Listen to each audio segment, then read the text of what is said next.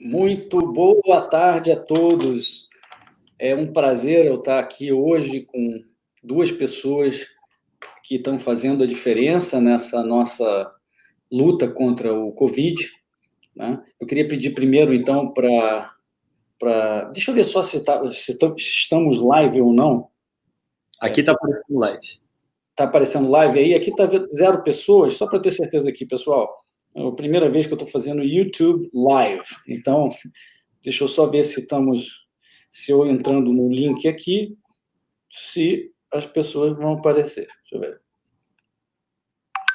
Deixa eu ver se eu me vejo. Ó, tá aqui. Então, estamos live. Ih, já tem 400 pessoas na linha.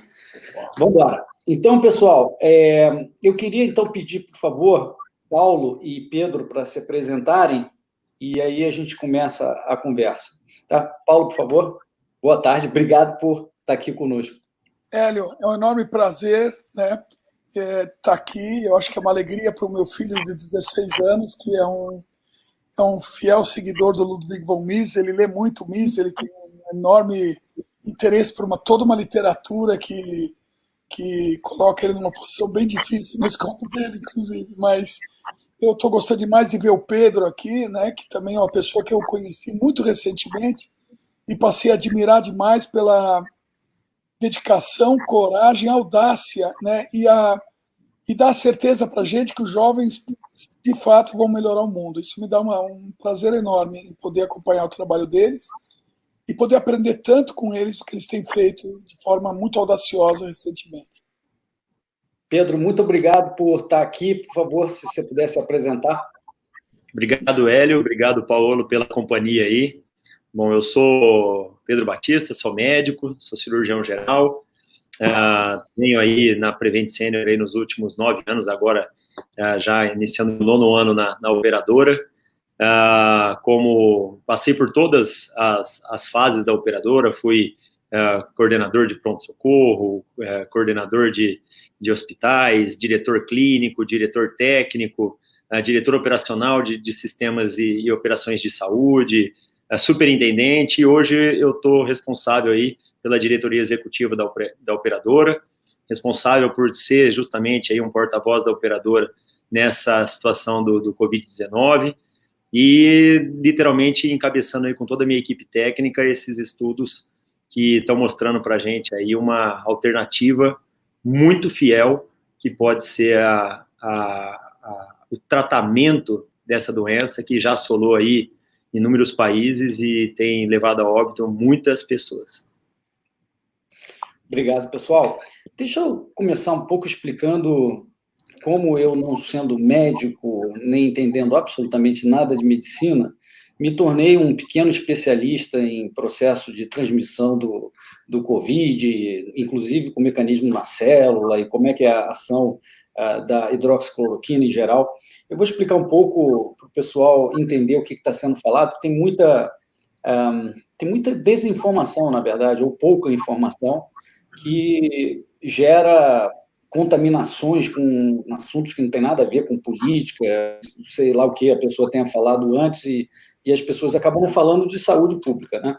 Eu comecei, pessoal, em janeiro, quando eu vi a coisa acontecendo lá na China, comecei a me preocupar com a epidemia, que na época não era pandemia, comecei a estudar aquele negócio. E li papers do Covid anterior, o que acontecia lá no corona anterior, e comecei a entender bastante sobre o que acontecia no Covid anterior. No dia 5 de fevereiro, na minha coluna da Folha de São Paulo, eu já escrevi um artigo basicamente sugerindo para as pessoas comprarem máscaras N95 e dizendo que o governo provavelmente tentaria tabelar ou confiscar equipamentos para lutar contra o Covid, e então eu já estava com isso muito na cabeça. E aí ali nessa época, eu já estava começando a entender como é que era o mecanismo de ação do vírus na célula, e descobri algumas informações sobre hidroxicloroquina e da sua ação de aumentar a concentração de zinco intracelular, de inibir aquela enzima replicase, que é meio que um Hitler da célula que sequestra todos os recursos da nossa célula para ficar fazendo cópias sem cessar do próprio RNA do coronavírus, né, e da ação também de alterar o pH e também, possivelmente, bloquear, né, a entrada do vírus. Isso tudo está sendo estudado e confirmado, mas eu estudei muito sobre esse processo e estava de olho nos papers que estavam dizendo ali que iam sair relativos a uma experiência in vitro e uma experiência de ensaio clínico lá do professor Didier Raoult, lá na França. E aí, no dia 16, se eu não me engano, que foi uma segunda-feira, 16 de março, eu li o paper da Nature, da experiência in vitro, que dava resultado, e no dia 17 eu li o paper ou no 17 de noite, alguma coisa assim, eu li o paper do Didier Raoult, e me convenci pelos dados daquele paper, obviamente eu tomei como verdade, depois vieram todas aquelas ondas de chamar o Didier Raoult de charlatão, que eu nunca entendi direito, mas não importa. E, a partir dali, eu percebi que a hidroxicloroquina tinha um potencial de tratamento muito forte. Obviamente, o padrão do setor médico, dessa comunidade médico-científica, é você ter os Randomized Clinical Trials, que são os RCTs, com significância estatística, com grupos de controle, com um grupo de controle que recebe placebo e outro grupo que recebe o medicamento, e daí você, de acordo com a estatística, consegue demonstrar a eficácia de determinado tratamento, inclusive da hidroxicloroquina. E do dia, então, portanto, de outro para cá, a gente teve uma montanha de evidências anedóticas, e todo mundo viu aí o doutor Zev Zelenko, em Upstate New York, a 1 hora de Nova York, um sujeito barbudo, judeu, que se você olhar lá o Instagram dele e Twitter, você vai achar que ele é meio maluquinho e tal, mas ele é um grande médico, você nota através das entrevistas e de como ele escreve, e ali ele estava numa comunidade, já estou falando aí dia 21, por aí, uma coisa assim, estava numa comunidade ali de 35 mil pessoas, e ele é o médico da comunidade geral, daquela cidadezinha, e resolveu passar a tratar precocemente na apresentação dos sintomas do coronavírus, e ele também foi um dos pioneiros, na minha opinião, porque identificou que logo que você tem uma tomografia de pulmão alterada, com vidro fosco, de uma certa forma, vou depois perguntar bastante para o Pedro sobre isso, mas ele percebeu que aquilo ali basicamente confirmava, né, dado que você teve tosse ou febre, confirmava que você tinha o Covid, e passou a tratar essas pessoas com esses sintomas, e teve resultado espetacular, ainda que ele não tenha feito o grupo de controle. E o mesmo aconteceu com o Didier Raoult, que também não fez o grupo de controle. É engraçado que as pessoas que percebem o resultado prontamente se dão conta de que é antiético montar um grupo de controle que não toma doença até a morte, aí morre. Então, o próprio Didier Raoult, quando confrontado, por que você não fez grupo de controle? Então vamos fazer um de paraquedas. Os caras lá de 100 anos atrás fizeram um sobre paraquedas. Vamos botar 100 pessoas com paraquedas e 100 pessoas sem paraquedas. Vamos ver o que acontece com os 100 sem paraquedas.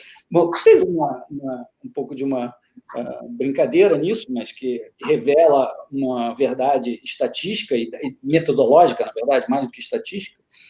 E aí nós viemos nos encaminhando. Eu, no dia 25 de março, na quarta-feira, que tem minha coluna da Folha, eu já fiz uma coluna chamada Liperem a hidroxicloroquina, explicando o que vinha acontecendo até então e recomendando o tratamento precoce. Porque o que a gente sabe, pessoal, é que se você deixa chegar a um ponto onde é grave, crítico, que é onde o Brasil agora, o governo brasileiro, está aprovando que as pessoas, os hospitais, etc., administrem a hidroxicloroquina, se você deixa chegar nesse ponto crítico, onde já está entubado, já está na UTI, o seu pulmão, e o Pedro também vai explicar bem em detalhe disso, o seu pulmão já está comprometido, já está concretado, e você passa a ter, a partir da síndrome da insuficiência respiratória aguda, você passa a ter 50% de chance de morrer.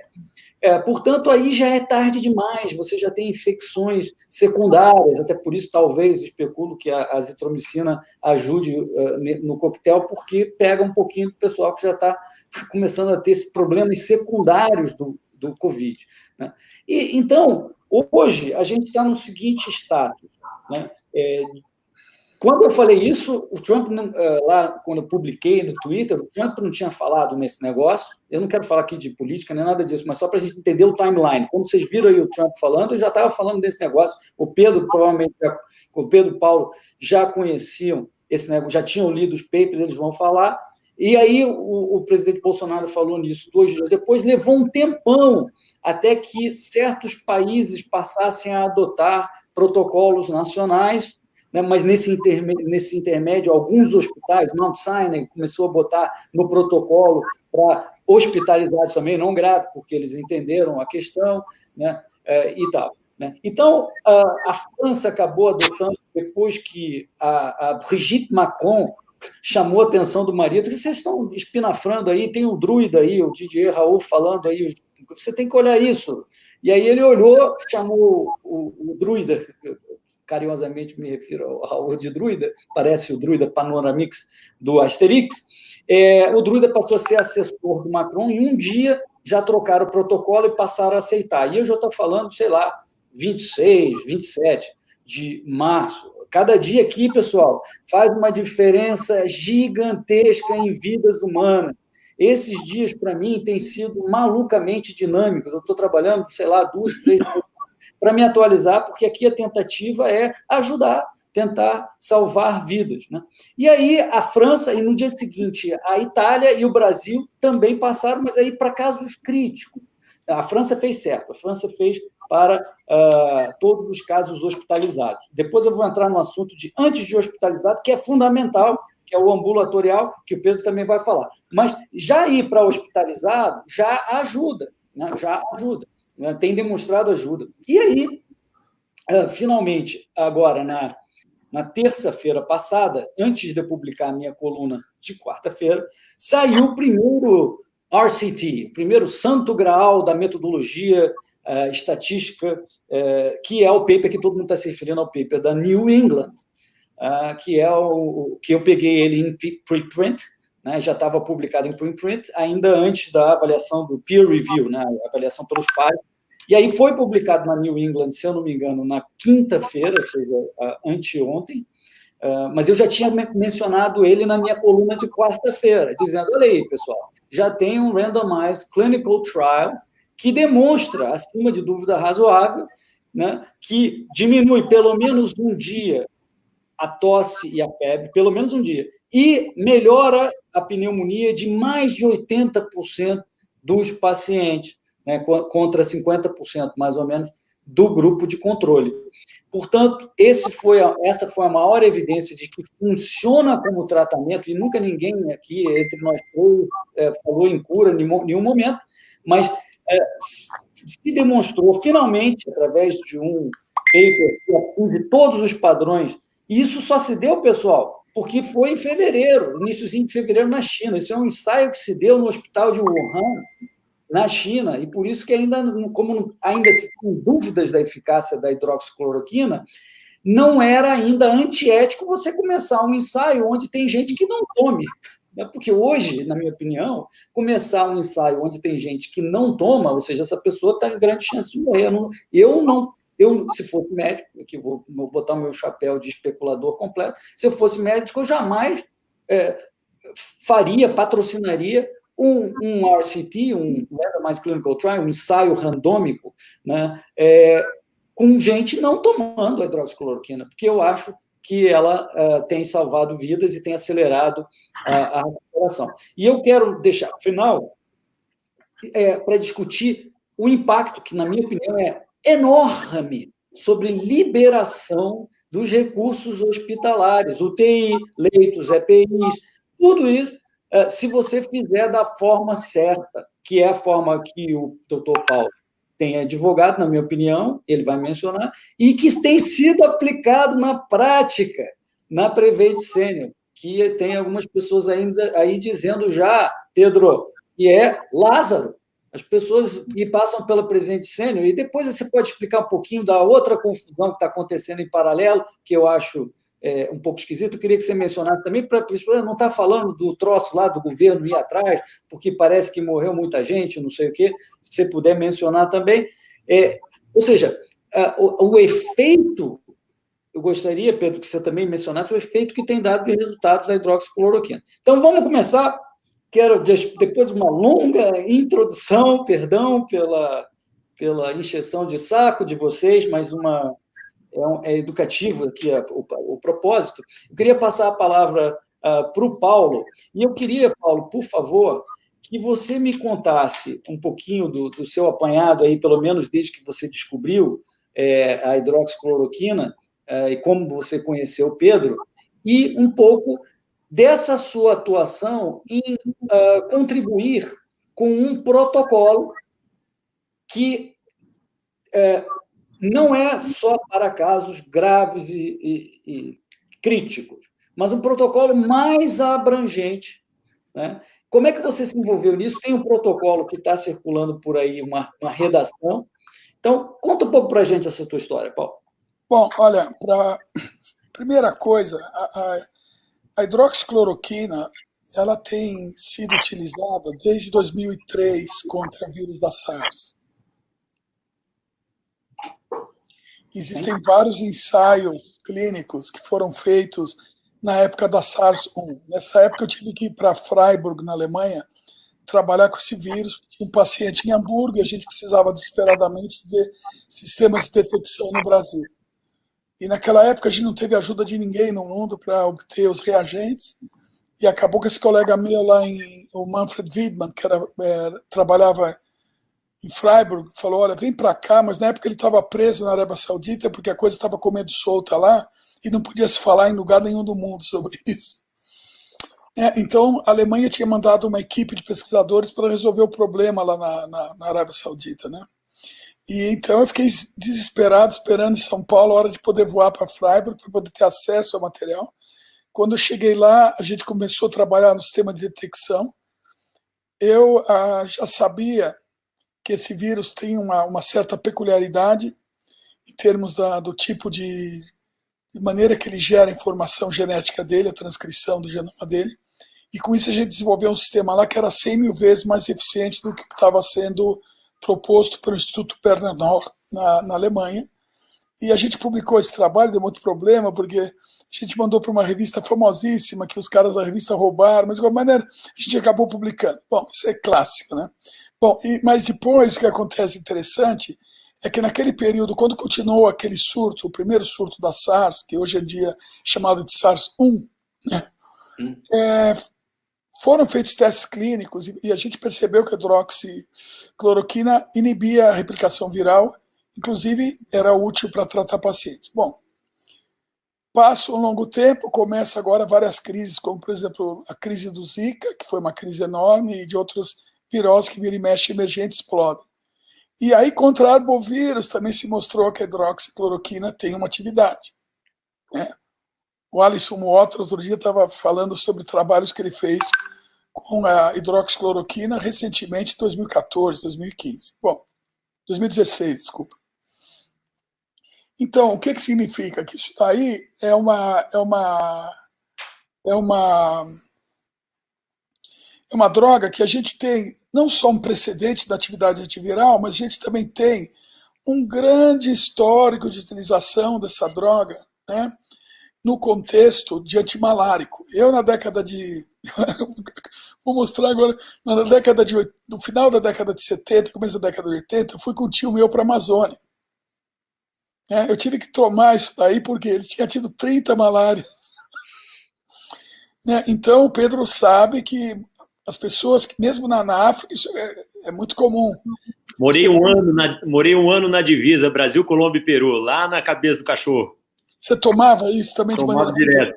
Preventivamente ou para tratar? Preventivamente também. Porque quando a gente fazia as incursões aí no meio da floresta amazônica, que eram os famosos refrons, reconhecimento de fronteira com as tropas dos batalhões lá, eu fui tenente tenente médico do Exército, a gente já fazia prevenção, porque mosquito é o que não faltava, né?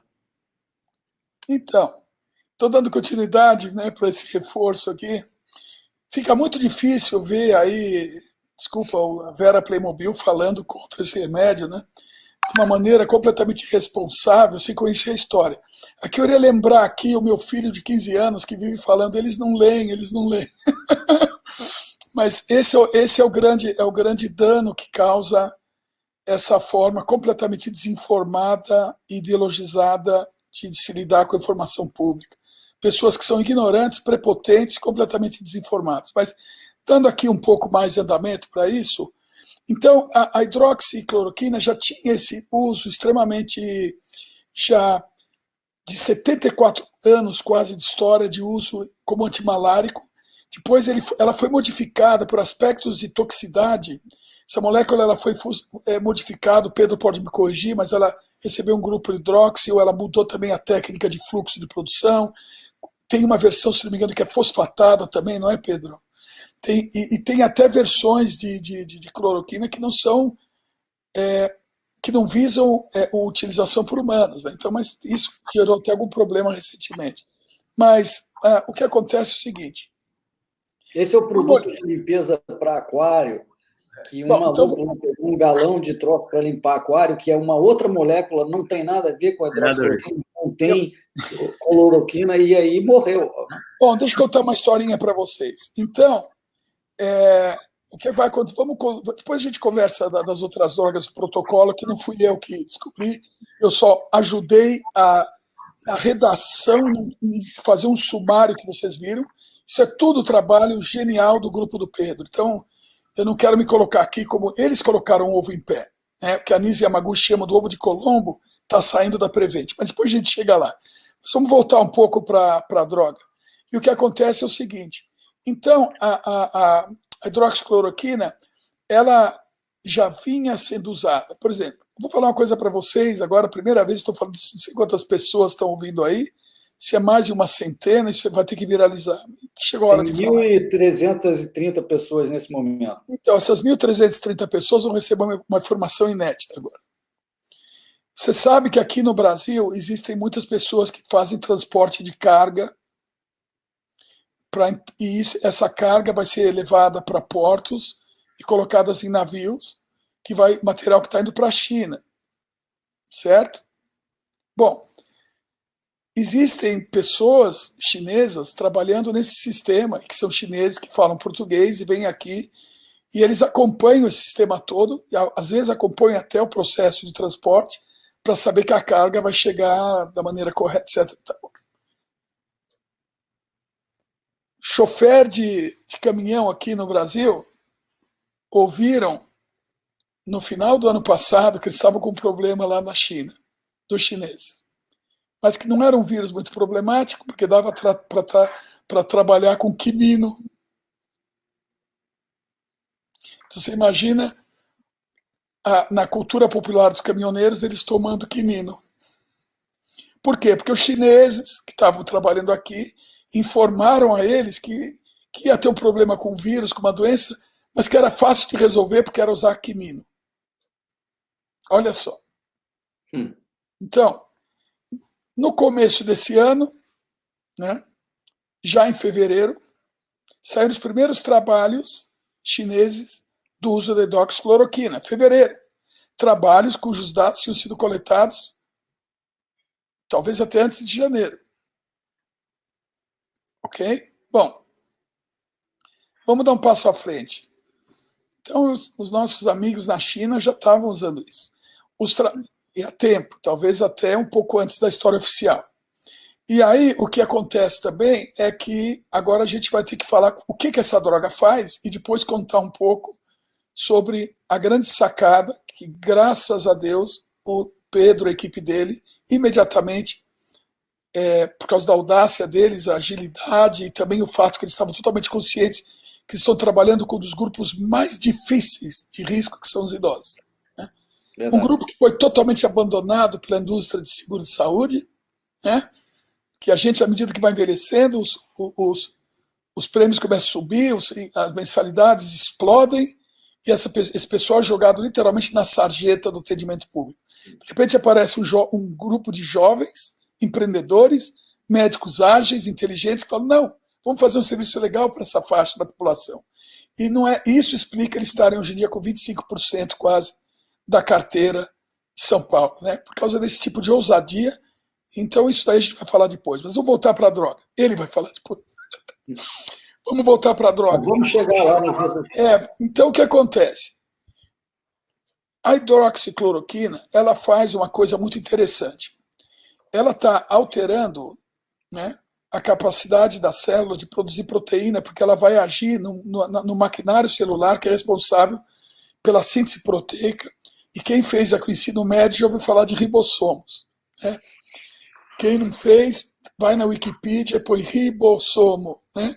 Que dá uma olhada. E varredura do material genético para saber. Então, os ribossomos, eles vão pegar o genoma viral e vão transformar isso em proteínas. Mas quando você está inibindo o ribossomo, você também o ribossomo é maquinário celular, não é viral. O que acontece?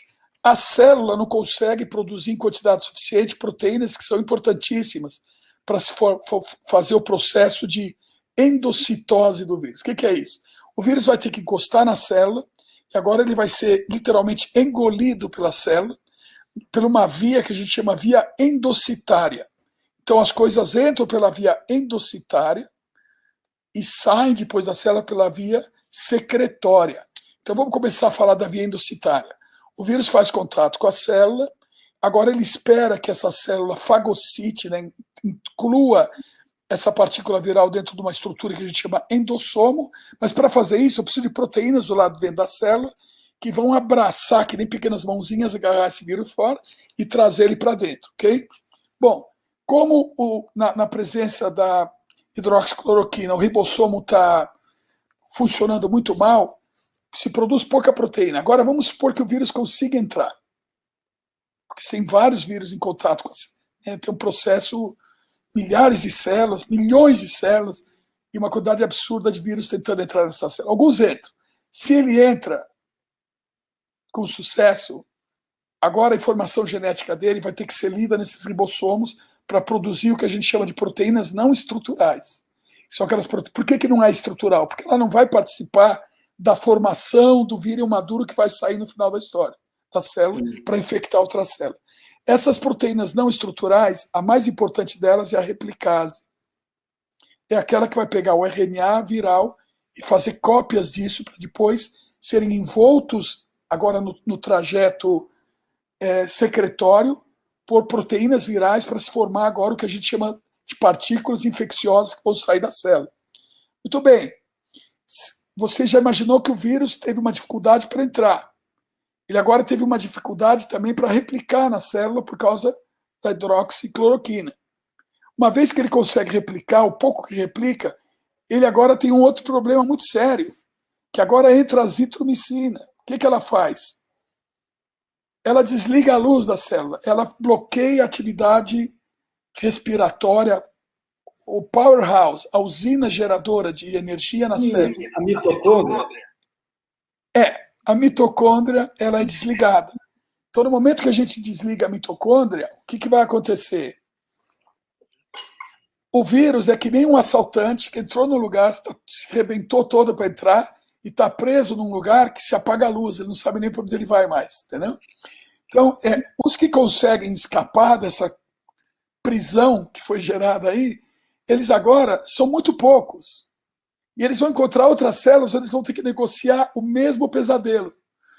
Que eles não vão conseguir entrar na célula, se conseguirem entrar, vão replicar muito mal, se conseguirem replicar, eles não vão ter energia para fazer a morfogênese, a biomagnificação viral é totalmente comprometida. Então, de fato, o que está acontecendo? A quantidade de vírus sendo produzida no tecido é baixa. Bom, gente, se a gente vai lembrar em que circunstância isso é extremamente útil, nas vacinas atenuadas. Porque o vírus atenuado que é usado para vacina, como a vacina Sabin, ou a própria vacina de febre amarela, né, ou as vacinas que estão geradas para influenza, normalmente são muitas vezes baseadas em vírus atenuados. Né? Então, o vírus atenuado é um vírus que replica tão mal, é tão lento no processo de infecção, que permite ao nosso sistema imune tomar conta do processo e desenvolver uma imunidade. Então, o que o Pedro e a equipe dele descobriram é uma maneira de baixar tanto a bola do vírus, tornar ele tão ineficiente, que o sistema imune do paciente dele agora consegue controlar essa infecção e a pessoa agora em vez de ir para uma rota catastrófica, ela consegue agora resolver essa infecção e consegue convalescer, né? Então, é isso que eu queria falar. A combinação dessas duas drogas é uma coisa espetacular. O que tem também de espetacular nisso daí? É o fato de que, geralmente, quando você imagina um antiviral, o antiviral, quando ele age contra uma proteína viral, que nem o AZT no HIV, que nem o inibidor de protease do HIV, o vírus, como ele muta numa velocidade muito rápida, ele tem uma taxa de mutação muito acelerada, ele consegue gerar rapidamente resistência a essas moléculas. Entendeu? Por isso que no HIV é um inferno, trabalhei anos com isso, você vê pessoas que têm que usar um coquetel, depois tem que mudar uma das drogas. O Pedro sabe o inferno que é, né? Então, o que acontece? Que nesse caso, graças a Deus, a gente tem duas moléculas que afetam o quê? Funções celulares. Que, portanto, resistência a isso não depende da genética do vírus. Depende da gente expor a humanidade a milênios e milênios dessas drogas para que haja algum efeito de seleção negativo na população humana, para que se acumulem mutações de resistência a esses fármacos. Portanto, a gente tem uma segurança espetacular que a gente não teve no Tamiflu, nem nos antivirais para o HIV, que é o fato que não vai haver resistência. Segundo, a gente tem algo que é extremamente eficiente porque reduz completamente a taxa de replicação viral. Terceiro, que é o que o Vladimir Zelenko fala para todo mundo, para quem quer ouvir. É muito barato as drogas. São drogas baratas, são dois fármacos que não, em princípio, são usados há muito, muito tempo e de uma forma onde a gente tem, na verdade, drogas que agora só tem que ser repurposed, né? Eventualmente, esses testes que toda essa moçada do quanto pior, melhor está invocando, são testes que, na verdade, seriam testes de reposicionamento, porque a droga já passou por toda a avaliação clínica. Está muito além de fase 4, você já está décadas depois da aprovação clínica. Então, a gente não tem problema com as drogas. Então, eu queria contar só essa historinha para vocês, para passar por todas essas pessoas, para todas as pessoas que estão ouvindo, a boa notícia, que esse é um protocolo que funciona e é um protocolo extremamente interessante sobre todos os aspectos dele. Agora, eu queria fazer só um comentário, eu não quero que o Pedro faça isso, porque eu vou atrair para mim digamos assim, o ônus desse comentário. Infelizmente, e de uma maneira completamente incompreensível da minha parte, pode ser explicado por o que a gente chama de simplícitas, né?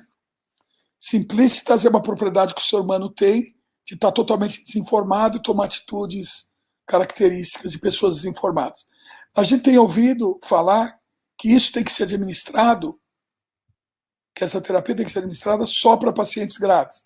Então, eu estou fazendo aqui um pequeno chamado para o Pedro explicar, porque o grande ovo de Colombo, que vocês vão ouvir daqui a pouco, né? Estou fazendo um teaserzinho aqui, porque o Pedro vai falar, o grande ovo de Colombo foi exatamente a grande descoberta que eles fizeram, que é coincidente com os achados do Vladimir Zelenko em Nova York, que outro dia estava o Rudolf Giuliani conversando com ele, eu vi a entrevista, que vocês também assistiram, e quem não assistiu vai ouvir isso agora do Pedro. Eu agradeço demais o tempo que eu tive aqui e um abraço para todo mundo.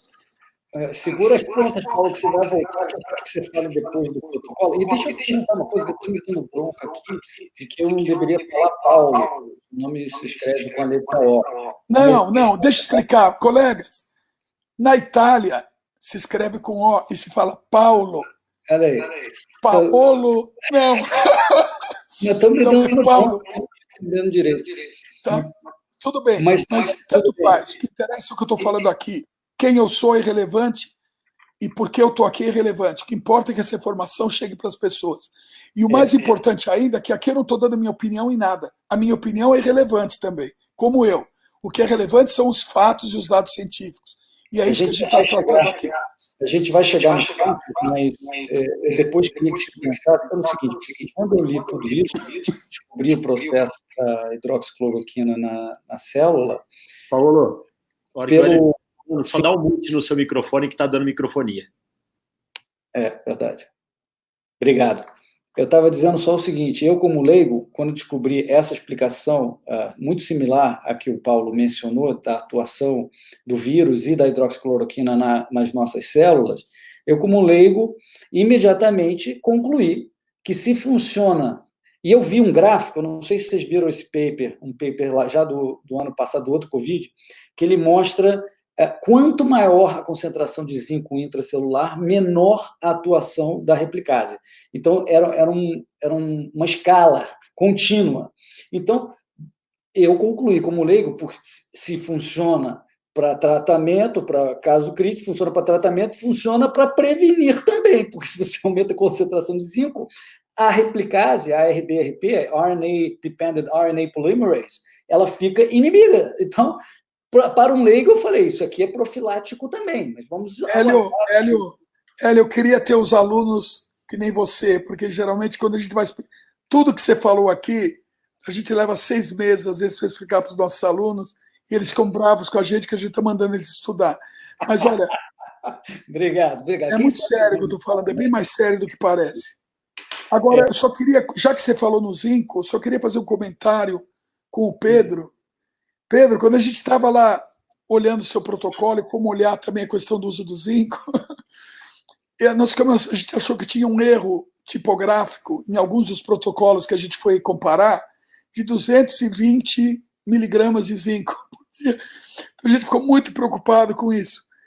E a gente vê que as doses, o Recommended Daily Allowance, que você vê geralmente no máximo 20, assim, né? Bom, mas, curiosamente, vendo aí o Zelenka, né, que parece um membro do ZZ Top, né, vendo ele falar, é uma figura, eu gosto dessa pessoa, eu fiquei fã dele.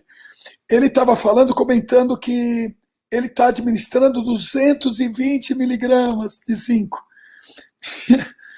Eu acho que... Mas eu queria que você comentasse isso, eu achei muito impressionante essa quantidade. Eu estou louco para ouvir o Pedro, e eu sei que está todo mundo também louco, mas deixa eu só falar mais uma frase, pessoal, que está, inclusive, isso relatado na minha coluna dessa semana da Folha. As pessoas podem estar falando, mas espera aí, mas na medicina já não teve problemas como a talidomida ou a fosfetanolamina, aquele negócio lá de trás, que deu um problemão? E eles costumam se referir, na medicina e em outras áreas, ao precautionary principle, que é o princípio da cautela. E o princípio da cautela é dizer o seguinte, olha, se você vai introduzir um troço novo, cujos danos potenciais sejam grandes e não conhecidos, não mensuráveis, você não deveria fazê-lo. Por esse precautionary principle, esse princípio da cautela, a hidroxicloroquina passa com louvor, porque, como o Paulo explicou, ele é um medicamento que já é conhecido há 70 anos, com efeitos colaterais conhecidíssimos e cujos riscos são também mensuráveis e muito plenamente conhecidos. Já que ainda por cima é barato, e em 5 a 10 dias, que seria o tratamento se você entra no ponto certo, o Pedro vai falar qual é o ponto certo, não teria esse risco. Então, até este princípio de do no harm, né, de não faça danos, não cause danos, também passaria. Pedro, finalmente, perdão pela demora, mas eu acho que, por funções educativas, era bom a gente ter um papo técnico antes. Pedro, por favor. A aula sua e do Zanotto é sempre ótima escutar. Então, Dr. Paulo, a sua aula é sempre fantástica. Eu fico extremamente empolgado aqui vendo as conotações e principalmente as pontuações que são colocadas, porque é importante para todo mundo aí que está preocupado com essa situação terapêutica, entender cada passo a passo, porque como o Dr. Paulo falou, nós não podemos estar desinformados num momento como esse. Tá? E a principal informação que a gente tem que estar é que é uma pandemia. Nossa geração nunca viveu uma situação como essa. Eu acho que a situação mais próxima que se encontra dessa foi a cólera na África, quando teve assim uma situação gravíssima e a gente conseguiu lá na final da década de 80, começo de 90, ter algum parâmetro do que era. E os médicos que trabalharam naquela época, hoje já estão muito mais idosos e também não conseguem estar na atuação aí do que a gente está vivendo hoje. Bom, importantíssimo, eu acho que grande parte das pessoas que estão no Brasil hoje devem estar se perguntando sobre Prevent Senior, o que é isso, os comentários que foram proferidos aí pelos nossos... pelas personalidades públicas aí. Bom, o que eu posso falar da Prevent Senior, justamente para compor já por que nós chegamos neste ponto agora de ter uma resposta tão otimizada aí e tão ampla para o tratamento. Prevent Senior é uma empresa de 23 anos, tá? É uma empresa que ela veio se constituindo no tratamento de idosos e no tratamento de qualidade para idosos há mais de 23 anos. A Agência Nacional de Saúde Suplementar, a ANS, que é quem nos, hoje, faz todas as verificações, homologações, liberações de planos, tem a Prevent Senior hoje como uma das principais empresas de saúde em qualidade do país. Nossos índices de satisfação dos beneficiários na Agência Nacional de Saúde é acima de 90%, ou seja, é uma empresa altamente conceituada nos critérios de qualidade e prestação de serviço dos pacientes que ela possui. E isso se demonstrou aí ao longo dos anos, que hoje nós temos mais de 60 unidades na cidade de São Paulo, são quase 500 mil de vidas aí na cidade de São Paulo, 470 mil vidas na cidade de São Paulo, o que corresponde a 25% do 1,8 milhão de idosos que a cidade de São Paulo possui. Então, a média de idade desses 470 mil pacientes que hoje têm o suporte de saúde da Prevent Senior é literalmente 25% de toda a população, e é 68 anos de idade média. 80 mil pacientes acima de 80 anos. Então, vocês fazem ideia da nossa preocupação numa situação de pandemia que mata idosos. É extremamente grave para uma situação assim de sociedade, na hora que você tem pacientes tão graves dentro de uma situação que a gente se preocupa muito. Bom, como que a empresa ela veio se preparando nos últimos 10 anos para essa situação de hoje? Nós hoje temos Instituto de Ensino e Pesquisa, Comitê de Ética e Pesquisa, aliado à CONEP, toda uma estrutura técnica e de ensino com mais de 100 residentes, são mais de 100 mestres e doutores que hoje trabalham na empresa, prestando tanto assistência direta ao paciente, quanto suporte às pesquisas de trabalhos aí que nós publicamos constantemente das mais variadas áreas da medicina. Então, a empresa ela tem uma capacidade hoje de promoção de saúde, principalmente de intervenção em situações extremamente graves, que ela é fora do comum. E esse desconhecimento das pessoas é nítido, uma vez que a empresa ela não se pronuncia constantemente em mídias, não é nosso costume. Isso é feito para o nosso paciente. E está dando certo? Tanto tem dado certo que hoje nós contamos com mais de 250 centenários na nossa carteira. Uau, parabéns. Tá? Então, toda essa estrutura de saúde para os pacientes é muito ativa. Fazemos 300 mil consultas por mês para os pacientes, mais 80 mil consultas de pronto-socorro por mês. A gente está falando de um sistema que ele foi estruturado para a segurança do paciente. É uma das únicas empresas do país que tem acesso e controle total de seus pacientes com prontuário eletrônico único, com todos os sistemas de diagnóstico caindo para dentro desse prontuário, independente se esse paciente fez o exame em uma rede credenciada ou em uma rede própria. Então, tudo isso dá segurança. E deu tanta segurança a ponto de, um mês antes de começar a pandemia, nós já tínhamos um sistema exclusivo montado só para Covid. Bacana. No Carnaval, nós induzimos o lockdown da nossa sede administrativa e todos os funcionários, os cerca de 1.000 funcionários da nossa sede administrativa, foram para home office. E começaram a executar suas funções em home office. Que data é isso, Pedro? Oi? Que data? No Carnaval, semana do Carnaval. Tá? Lá em fevereiro. E foi justamente a semana em que apareceu o primeiro paciente supostamente aí contaminado e que veio confirmar depois num hospital privado aqui de São Paulo.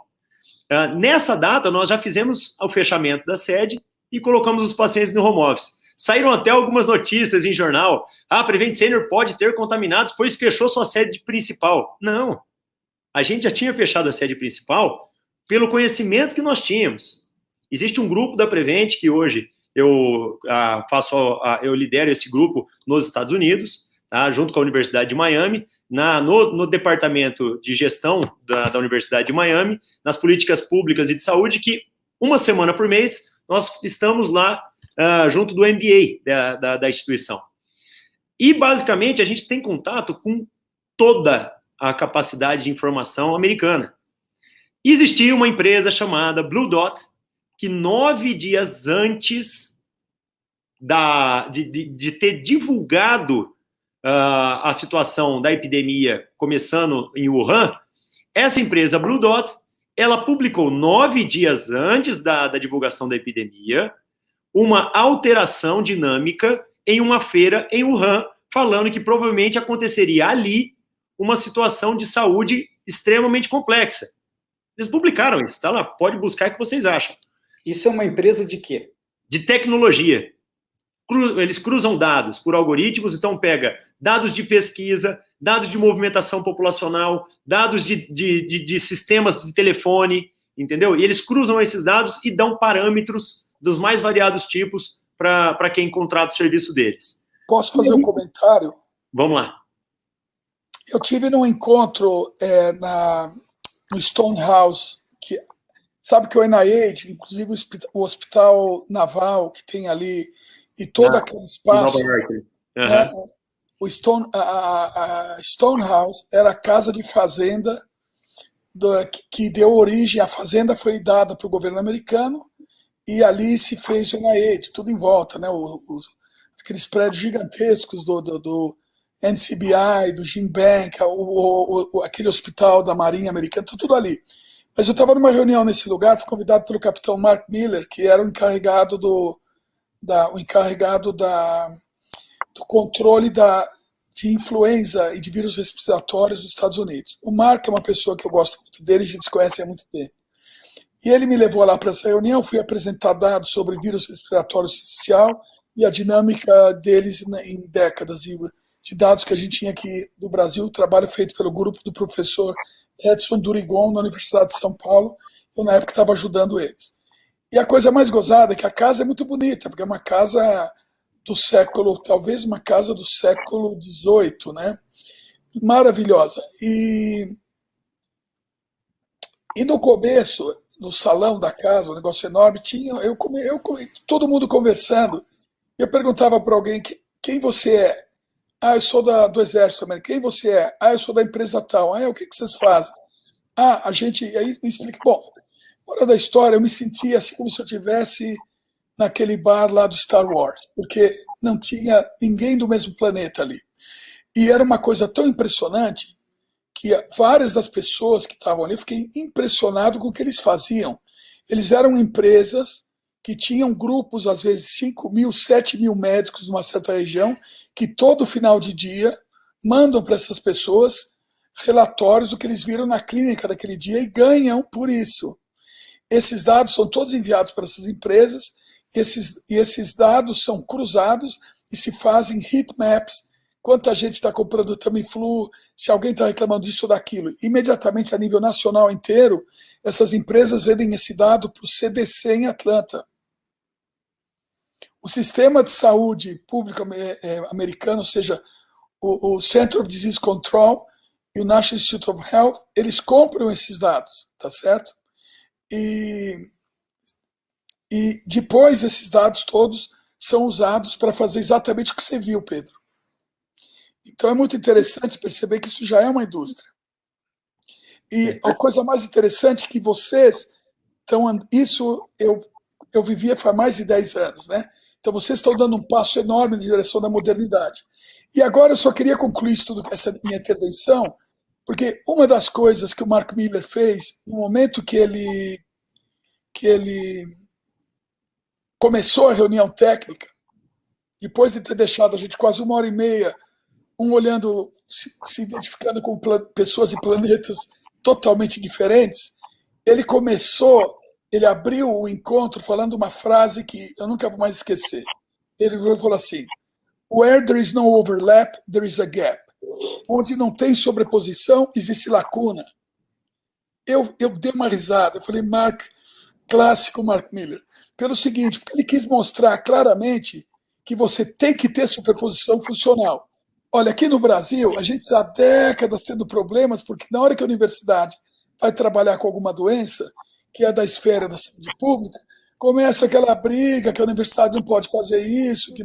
Então, é uma loucura, é terrível aqui. Então, a gente vive numa cultura onde aqui a própria saúde pública é ainda incapaz de entender a importância da sobreposição de funções, né?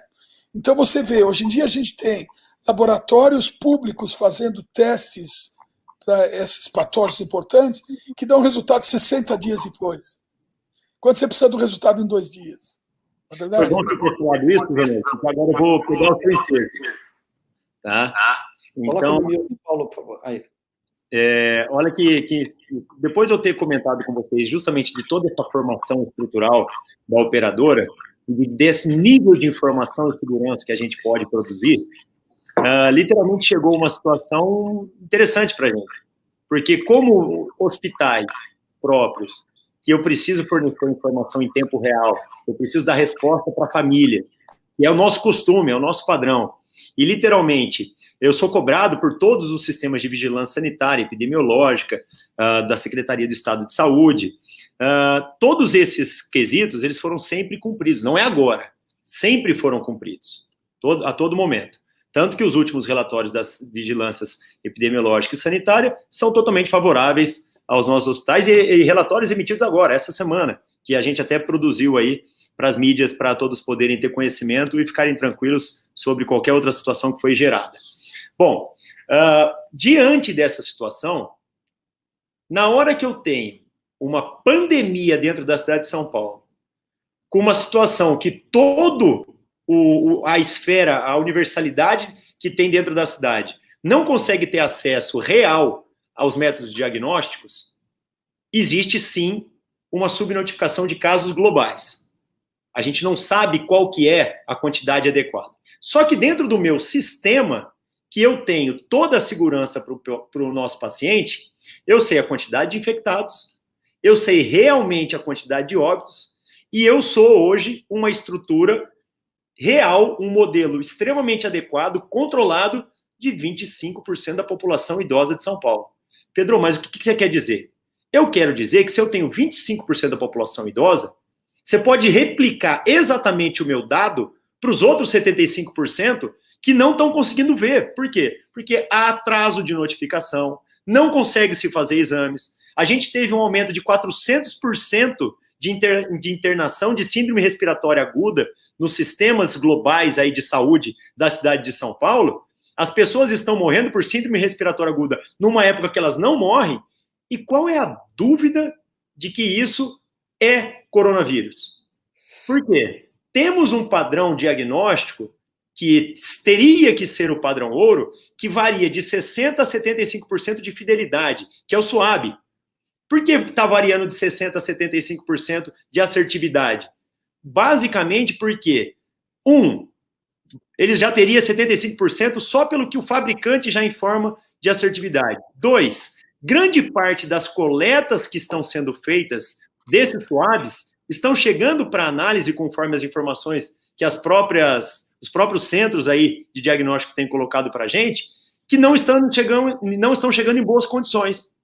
Ou seja, você ainda perde grande parte dos pacientes que conseguiram coletar uma amostra significativa e também não consegue identificar a doença em pacientes que foram a óbito com a doença que poderia ser o Covid.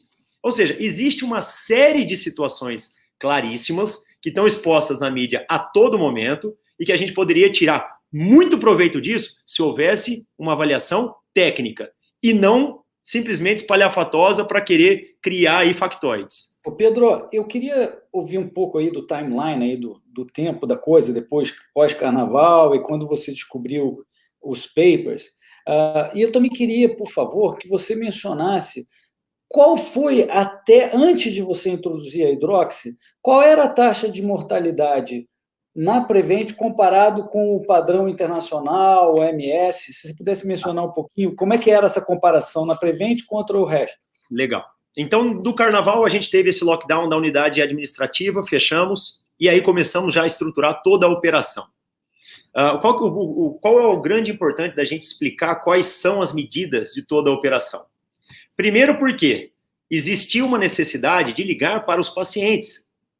Qual que era a vantagem de ligar para os pacientes? Orientar a população idosa da necessidade de permanecer em quarentena a partir daquele momento. Ou seja, na primeira semana de março, nós começamos a ligar para todos os pacientes, o próprio médico que tinha consulta agendada com aquele paciente, passou a ligar para o seu paciente e orientá-lo sobre os exames que ele havia feito, sobre as características aí da sua patologia de base que ele passaria em consulta, e orientar os que não teriam necessidade de passar em consulta, que eles já deveriam começar a quarentena, e aí explicaram toda a característica da doença coronavírus e de como isso era fundamental naquele momento para já ter o isolamento social.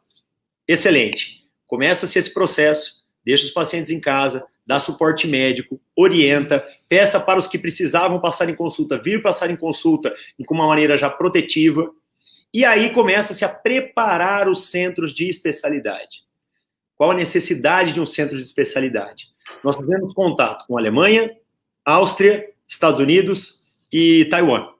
Todos esses centros, eles declararam para a gente, não só por indicações da OMS, mas também com indicações locais, que eles já tinham apresentado um controle mais adequado e principalmente uma diminuição da taxa de infecção das unidades, quando eles indicavam o tratamento em unidades dedicadas.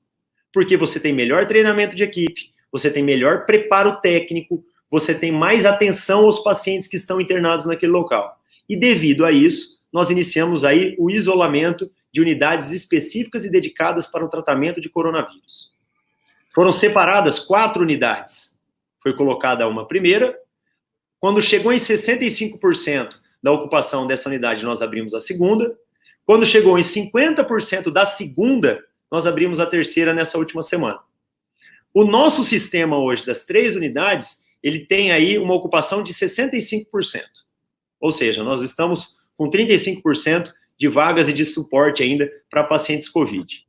E pretendemos ficar nisso. Por que pretendemos ficar nisso? Porque nós percebemos que as medidas de quarentena foram extremamente eficientes. Primeiro caso, então, continuando na timeline. Primeiro caso COVID na Prevent Senior, dia 9 de março. Então, nós preparamos... 9 de março, hein, pessoal? Primeiro caso, eles já estavam muito antes disso, já preparados, operação de ingresso. 9 de março, diagnóstico dessa paciente, encaminhamos essa paciente, então, para essa paciente. Ela chegou numa unidade no Tatuapé, tá? E do Tatuapé foi coletado todos os exames naquela unidade, e depois de coletados os exames, ela foi encaminhada ao Paraíso. Ou seja, eu descobri que ela chegou contaminada no Tatuapé. Ela não veio contaminada para o Paraíso. Ela veio contaminada para o Paraíso. Ela não foi contaminada na unidade. Fundamental essa informação. Tá? Assim como todos os pacientes que vieram de pronto-socorros, das mais variadas regiões de São Paulo, vieram já com os exames coletados. Ou seja, nós já sabíamos de onde esses pacientes tiveram a contaminação, nas regiões dos bairros que eles moravam. Então, nós temos um mapa de calor que identifica, inclusive, qual a região de São Paulo que está mais acometida, baseada na nossa população que foi contaminada. Que hoje nós temos certeza que foram contaminações comunitárias. Por que eu sei que foi contaminação comunitária? Porque o meu índice de contaminação dentro do Hospital do Paraíso, que tem 400 funcionários, hoje é de 14 funcionários contaminados do Paraíso. Calma, vamos voltar lá para trás, Pedro. Vamos continuar no timeline. Porque senão a gente mistura presente com passado. Você chegou lá. Começamos lá no dia 9 a cuidar dessas pacientes. E aí começaram a ter outros casos. Como, por exemplo, a dona Mariazinha, que é a mãe dos fundadores da Prevent, que no dia 10 ela apresentou os sintomas. Passou em avaliação, fez tomografia, coletou suave e começamos a acompanhar ela em casa. No dia 12, ela voltou para avaliação. E aí a gente constatou na tomografia que algumas lesões periféricas já começavam a se consolidar mais para a região central pulmonar. Aí você está falando da tomografia que o pessoal costuma identificar, depois você me fala mais para frente, eu não quero atrapalhar o timeline, que é muito importante aqui, tá? Mas é que o pessoal está chamando de tomo alterada, que você tem os sinais de vidro fosco, de uma certa característica que é um pouco diferente de outra, só para esclarecer para o pessoal. Isso. Basicamente, o que a gente começou a ter como uma base muito forte dessa evolução inicial da doença, com os sintomas aí no primeiro dia e uma evolução aí dos dias subsequentes. Que o paciente com sintomas iniciais, ele já poderia apresentar uma alteração da tomografia em padrão de vidro fosco bilateral. Ou seja, alterações que vão mostrando opacificações bilateralmente nos pulmões, que são a característica da doença, a característica do coronavírus. E no dia 12, nós propusemos a internação da mãe do Eduardo e do Fernando, e no dia 11 tivemos internações, no dia 12 tivemos internações de outros pacientes, sempre fazendo a tomografia e coletando suave. Tomografia e suave. E se tornou um padrão literalmente clássico. A tomografia com padrão de vidro fosco, tá? E o suave depois vindo a confirmar todo esse processo. No dia 17, tá, nós tivemos a confirmação do primeiro óbito por Covid. Tá? Então, o paciente ele foi a óbito e no dia 17 saiu o exame dele de suave confirmado de Covid. Mas na entrada desse paciente, 48 horas antes, já havia apresentado o padrão de vidro fosco na tomografia. E esse primeiro paciente, ele evoluiu muito rápido, como foi aí noticiado em toda a mídia. Então, uma doença extremamente grave, de rápida evolução, e que a gente começou a ver um aumento significativo dos casos nesse começo. Mas aí, nesse dia, desculpa te interromper, nesse dia são o dia dos papers lá, que dá Nature. Mas aí tem uma situação fundamental. Tem uma situação fundamental. Sim. Se eu regredir um pouco antes na timeline e pegar ali o dia 12, que foi o dia que nós indicamos a internação para a mãe dos fundadores, e ela foi indicada também a ficar em observação, já haviam relatos internacionais sobre o uso da hidroxicloroquina. O Eduardo, que é o médico, tá, fundador da operadora, ele indicou e pediu para a gente justamente avaliar se ela tinha ou não alguma contraindicação para o uso da cloroquina. E no dia 13 nós iniciamos o uso da cloroquina nela compassivamente. Tá? Off-label, ao tal do off-label, é isso? Foi um pedido da família, foi uma indicação avaliando aí o quadro clínico dela e os critérios de exclusão que poderiam ter. Ela não tinha nenhum critério de exclusão. Foi indicado o uso da hidroxicloroquina para ela no dia 13. Porém, o acometimento pulmonar dela, a gente dividiu, depois eu vou fazer aqui para vocês uma série de situações para a gente desenhar um gráfico aqui na tela de forma a eixo Y e eixo X, que no caso dela, se eu colocasse aqui, nesse ponto, como 25% de acometimento, e aqui 50% de acometimento pulmonar, ela já tinha ultrapassado esse padrão de 25%. Então, no dia 13, quando nós iniciamos a hidroxicloroquina na mãe dos fundadores, ela já estava ali com 35% de acometimento pulmonar. Ou seja, um padrão moderado de acometimento pulmonar. 48 horas depois do início da hidroxicloroquina, ela precisou ser entubada. Tá? E aí a gente começou a perceber, até por essa casuística dela, que o processo inflamatório, numa timeline aí já evoluída de 5, 6 dias, começava a ficar extremamente grave. E foi a hora que a gente começou a criar os padrões do desenvolvimento. Então, na hora que eu colocava ali no nosso gráfico, tanto no eixo X,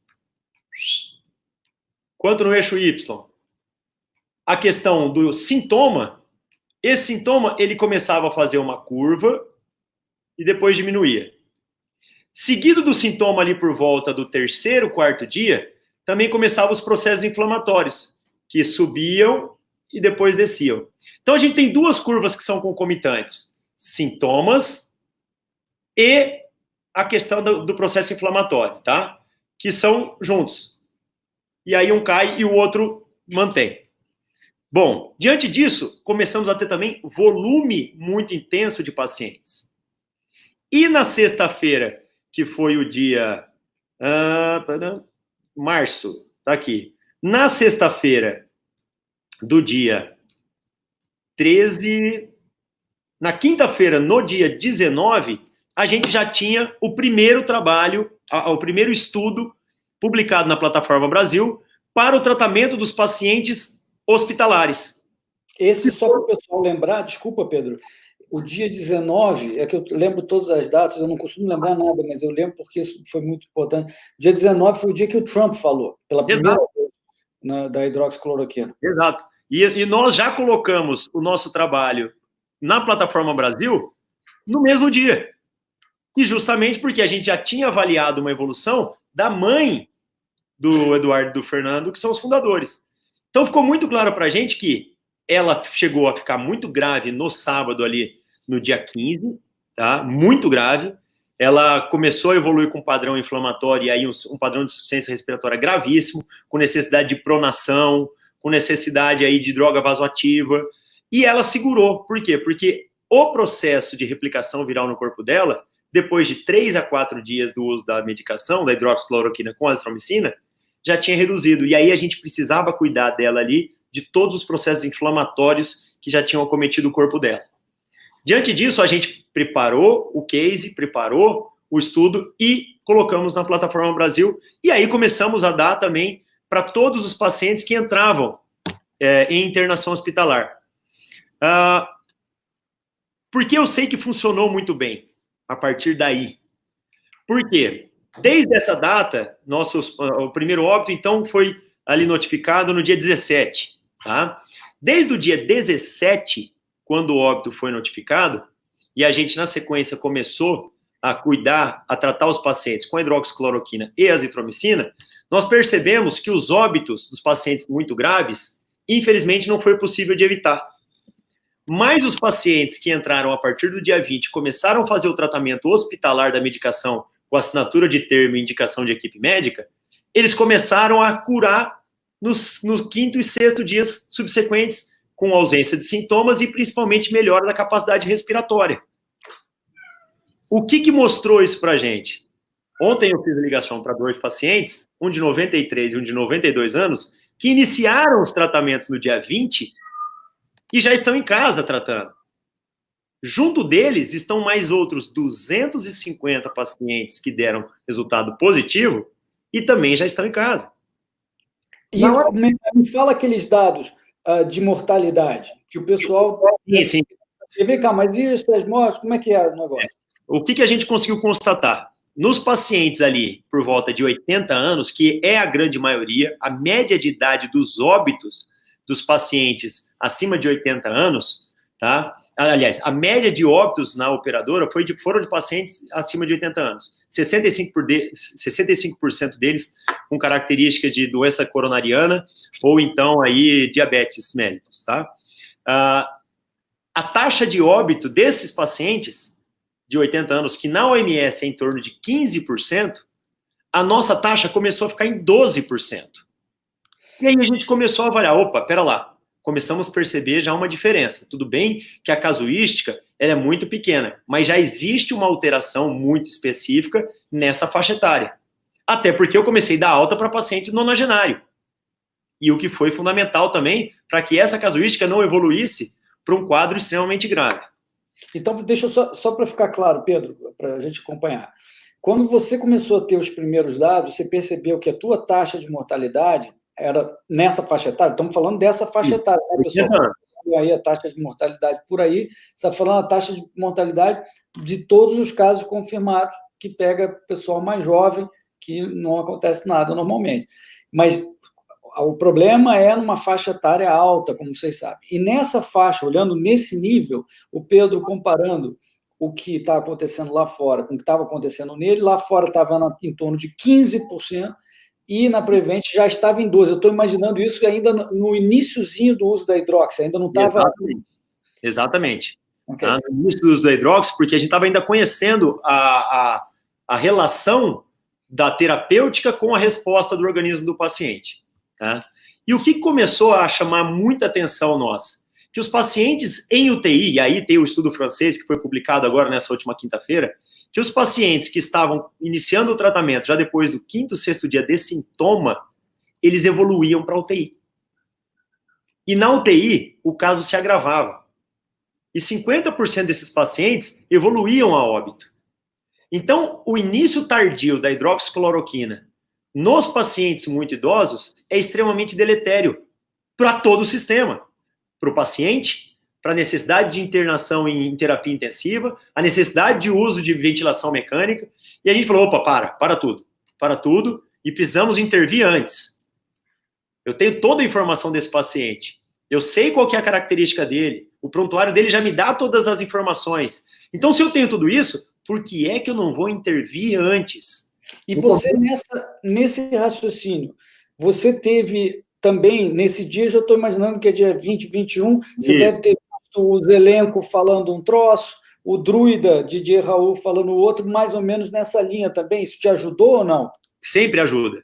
Da mesma maneira que hoje a gente já está implementando também a questão do protocolo já proposto pela Sociedade Brasileira de Cirurgia Vascular, da questão relacionada à anticoagulação nos pacientes graves. Porque nas biópsias e autópsias foram comprovados aí extrema incidência de microtrombos. É isso então, que eu queria perguntar para você. O dedímero, que é hoje uma característica de um exame laboratorial, que ele é extremamente específico, ele vai aumentando nesses pacientes conforme a evolução dos dias em UTI. Eu queria fazer um comentário sobre isso. Tem a ver também com a questão do... Eles acharam um receptor novo do vírus faz... Paulo caiu. Não, tá aqui. Tá aqui. Paulo tá na linha e Pedro também, né? Eu tô. Então, eles acharam um receptor para o vírus que chama CD147. Bom, deixa eu ir falando enquanto isso, que daí... Pedro, você não está ouvindo, mas o Paulo está falando, não sei porquê, tá tudo ok com o som dele. Uai, o que será que aconteceu? O som do Paulo está ok para mim, eu acho que está ok para o público. Alguém pode confirmar que estão ouvindo o Paulo? Fala alguma coisa, Paulo. Oi, boa tarde. Eu acho que está tudo ok no Paulo. Você o ouve, Pedro? Eu te ouço. Mas ao Paulo, não. Oi. Estamos aqui. Agora eu estou vendo. Perfeito. Bom, o que eu queria dizer é o seguinte, foi achado um receptor no vírus, na mesma semana que acharam o receptor, eu estava conversando com o Amaro Neto, estou tentando ver se ele entra nesse live, porque ele está fazendo as autópsias minimamente invasivas aqui em São Paulo, então ele está vendo, o Pedro está olhando esse problema ao longo do tempo, o Amaro pega os que morrem e olha o que está acontecendo nas pessoas. Eu acho que ia ser uma complementação incrível. Mas o que o Amaro já observou, e ele ficou muito impressionado, que ele tinha muita evidência de hematofagia nos pacientes e muita lesão também endotelial.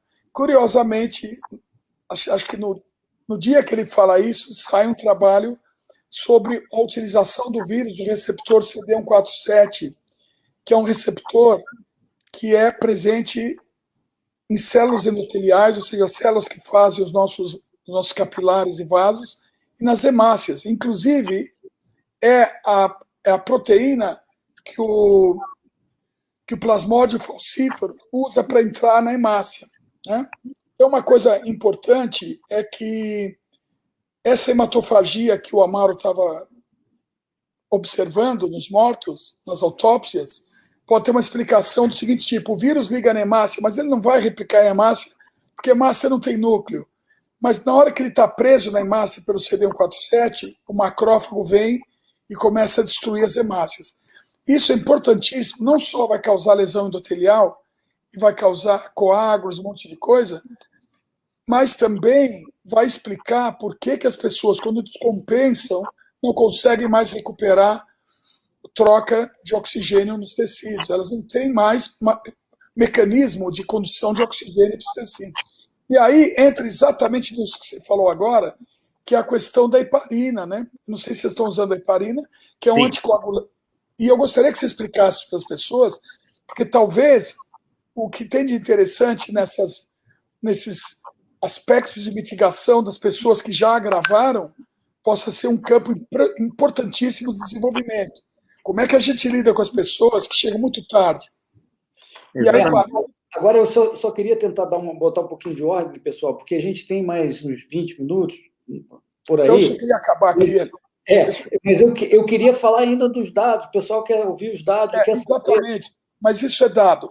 E eu gostaria que você comentasse um pouco essa questão dessas capacidades que a gente teria para poder operar com pacientes que, infelizmente, não vão poder ser tratados muito cedo. Então, o cara já chega perto do 4º, 5º dia, e o que vocês estão olhando nesse sentido? Porque isso é uma realidade. Exato. Então, assim, até vou facilitar para o Hélio. Importante que tem que estar sendo olhado a todo momento, toda a terapêutica para todos os pacientes. A nossa preocupação não é só com o paciente que está na fase inicial. Eu também estou preocupado com o paciente que está grave na UTI. Não só estou preocupado com o paciente que está grave na UTI, que eu tenho mais 2 outros trabalhos sendo realizados em pacientes dentro da UTI com outros tipos de terapêuticas que têm se mostrado extremamente eficiente. E na mãe dos donos, a gente também já iniciou essas terapêuticas que a gente vai divulgar em breve aí, até porque é fundamental a população também estar informada e os especialistas também estarem informados. A questão da heparina, e é a heparina que está sendo utilizada, ela se mostra extremamente eficiente até porque existe uma relação diretamente proporcional, tá? A piora do paciente e o aumento do dedímero. Então, os pacientes, eles apresentam, sim, um aumento do dedímero conforme vão evoluindo com piora clínica. Dentro disso, é padrão, aí dentro de sistemas de terapia intensiva e outras características, a introdução de uma medicação igual a heparina, é fundamental. Hélio, vamos lá, o que agora você precisa saber dos dados para a gente poder... Vamos lá, eu queria saber o seguinte, quando que você efetivamente começou a dar para hospitalizados, e aí eu quero saber os detalhes também do ambulatorial maravilhoso, porque eu ouvi falar há mais ou menos uma semana que você passou a tratar o pessoal de pronto-socorro que estava com os sintomas caracterizados, ainda sem o teste, você me explica quando tinha um teste ou quando não tinha, mas quando estava já com a toma, com aquele quadro clínico, você já entrava com isso, mesmo não precisando hospitalizar, voltando para casa. E o pessoal de telemedicina também, você fazia parecido, mandava entregar. Então, o que eu queria entender é a data, quando você começou a colocar, aquela coisa de, não sei, centenas de milhares, que você contactou para saber como é que estava o quadro clínico, outros, sei lá, 30 mil por telemedicina, e eu queria entender, então, a data e qual foi o efeito. Você começou lá no iniciozinho, você começou a medir a mortalidade nessa faixa etária de perto de 80 e estava em 12. 12? Eu não me lembro mais o número. E aí, o que aconteceu depois que você colocou a hidroxi? Assim, ó, o que eu posso te dizer em relação à hidroxi? Em relação à taxa de mortalidade, ela ainda tem se mantido estável, porque grande parte dos pacientes, eles ainda apresentam eu tenho muito paciente ainda grave em UTI, justamente porque a gente está falando aí de 15 dias de tratamento. Então, existem muitos pacientes graves ainda em UTI. Tá? Dentro da característica da terapêutica, e aí dessa linha do tempo que a gente foi avaliando, a gente foi percebendo a necessidade de tratar os pacientes com precocidade. Tá?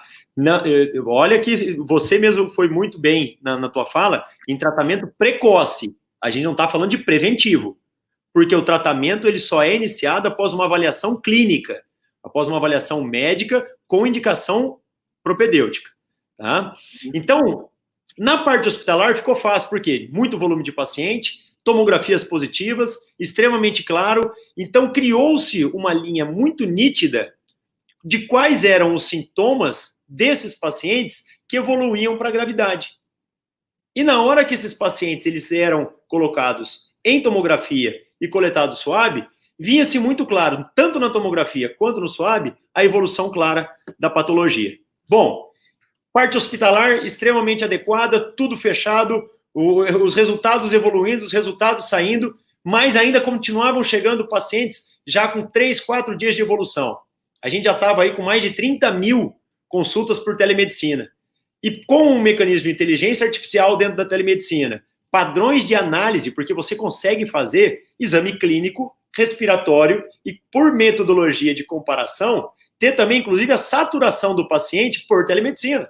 Ó, entendeu? Como que você faz isso pela Existem metodologias de atividades que você pede para o paciente fazer, de contagens que você pede para o paciente fazer, de 1 a 50, de 1 a 40, e na hora que ele não vai conseguindo reproduzir aquela conta, você também consegue já colocar qual que é o padrão de saturação que esse paciente pode estar. E o que vai abatendo com o nosso programa de inteligência artificial, que pela característica da avaliação da imagem do paciente, também consegue dar frequência cardíaca, frequência respiratória e essa saturação.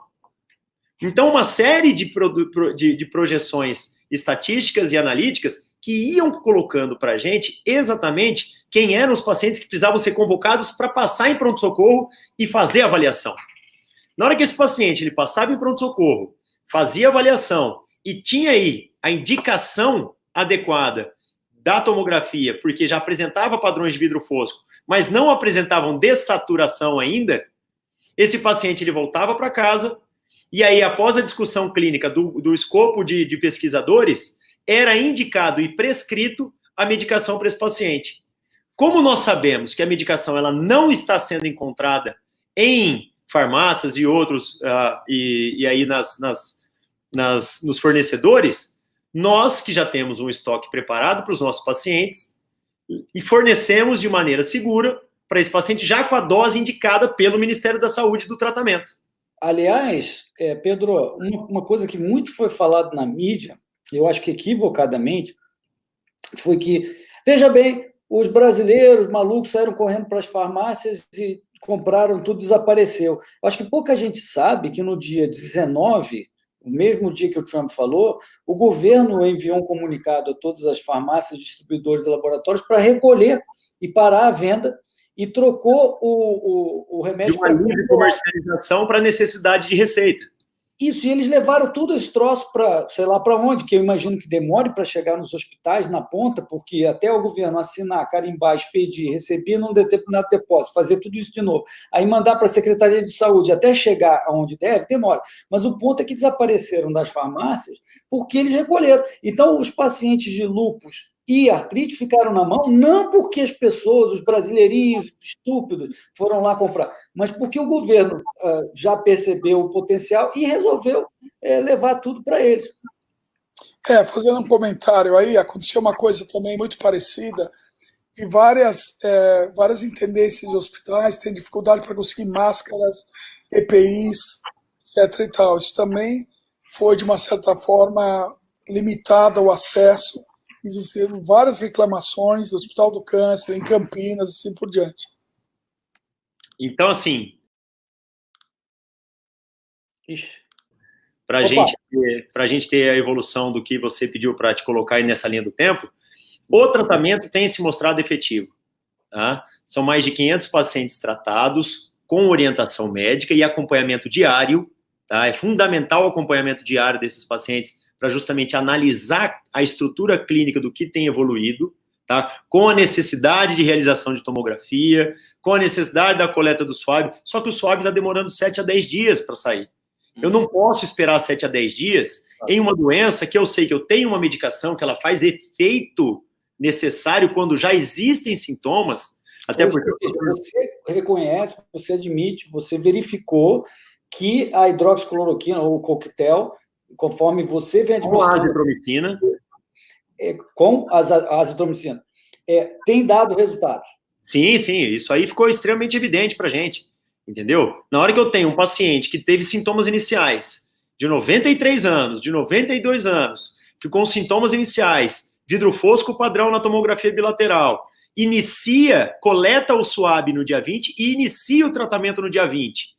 E no dia 27, ele já tem melhora clínica significativa, não evoluiu, não piorou, e além do mais, ele teve alta hospitalar, eu tenho que falar que a medicação ela é propositiva. Ah, mas é só um caso de um paciente de 93 anos? Não. Dos que entraram em hospital, são 250 casos. Perfeito. Agora, eu queria entrar num tema, já que a gente tem pouco tempo. que é o seguinte: por enquanto, o governo brasileiro está administrando, ou permitindo a administração da hidroxicloroquina numa fase tardia, uma fase onde possivelmente não adianta muita coisa, não funciona mais pelo que a gente explicou antes, vocês demonstraram. Vocês estão vendo um resultado muito positivo, não só entre hospitalizados, que já é um passo antes, mas também no nível ambulatorial, que é esse do pronto-socorro, da telemedicina, que a pessoa ainda está em casa.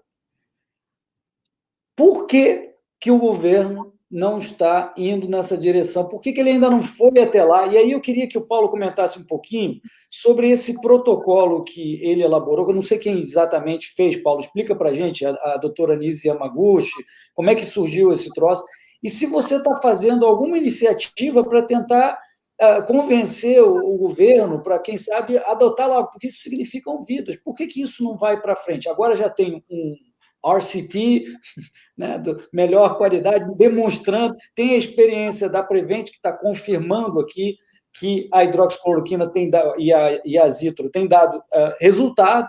Então, o que falta e por que o ministro ainda não adotou para hospitalizados, como, por exemplo, a FDA já tem, sei lá, alguns dias, talvez uma semana, que aprovou para todos os hospitalizados nos Estados Unidos, porque pelo menos até aí, idealmente no ambulatorial, que é a fase mais importante, pelo que eu entendi do Pedro falando, a fase inicial.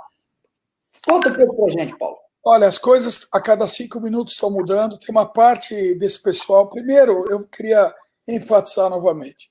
A minha função aí foi, junto com o Luciano Azevedo, que é o tenente da reserva da Marinha Brasileira, médico, e a doutora Nise Yamaguchi, espero que eles estejam ouvindo a gente agora. Eles estão em Brasília nesse momento. E eles estão lá conversando com o high brass, né, o alto escalão do governo brasileiro, que estão acompanhando isso. O Pedro sabe disso, estão acompanhando isso muito mais perto do que vocês imaginam. E nesse momento estão sendo redigidos protocolos, estão sendo avaliados dados. A gente ontem mandou, só eu mandei 32 trabalhos lá para Brasília, mais os que de todo o resto do grupo de trabalho. Imagina, eles estão sentados na frente de pilhas de documentos e eles estão, nesse momento, redigindo e aprimorando protocolos de vários tipos para várias situações, inclusive protocolos para ensaios clínicos e aplicação e assim por diante. Então, dizer que eles não estão fazendo nada não é verdade. Hoje é sábado e eles vão trabalhar hoje e amanhã, e eu trabalho, acho que não vai parar hoje à noite. E não parou ontem à noite também. Então, está se fazendo coisa. Eu queria dizer o seguinte, que até agora eles estão só no caso grave, onde não adianta mais. Quando a gente já está vendo as experiências lá fora, os papers, as evidências anedóticas todas. Mas, eles, você está falando de quem? Bom, isso eu gostaria que você elaborasse, porque eu consigo aqui como leigo, e eu estou vendo o que está fazendo quem está à frente do protocolo lá, que é o ministro Mandetta. Eu acho que até você fez um comentário dizendo que ele está errado. Eu queria até entender o que foi esse comentário que está circulando. Não só ele está errado, como ele foi avisado que estava errado na figura do Wanderson de Oliveira, que todo o trabalho que a gente fez, desde que a gente começou a contratar o grupo do Pedro, ele foi informado. A gente não está escondendo nada de ninguém. A gente fez um arrazoado dos dados do Pedro, o Luciano visitou o Pedro, olhou tudo aquilo, trouxe para esse grupo informações impressionantes, falou: olha, o ovo do Colombo está em pé. Então a gente começou a sumarizar isso tudo. Isso foi enviado para a Vigilância Sanitária, e isso deveria ter acabado na mão do ministro, mas a gente não ouviu nada, né, em resposta. De quem a gente ouviu resposta foi das pessoas de outro nível da administração pública. E essas pessoas imediatamente começaram a trabalhar com o nosso grupo, e estão trocando informação, estão aprimorando todos esses dados que foram passados pelo Pedro. Existe um entendimento muito interessante entre a Prevent Senior e o governo federal brasileiro, e todas essas informações estão sendo compartilhadas, inclusive com governos de outros países nesse momento.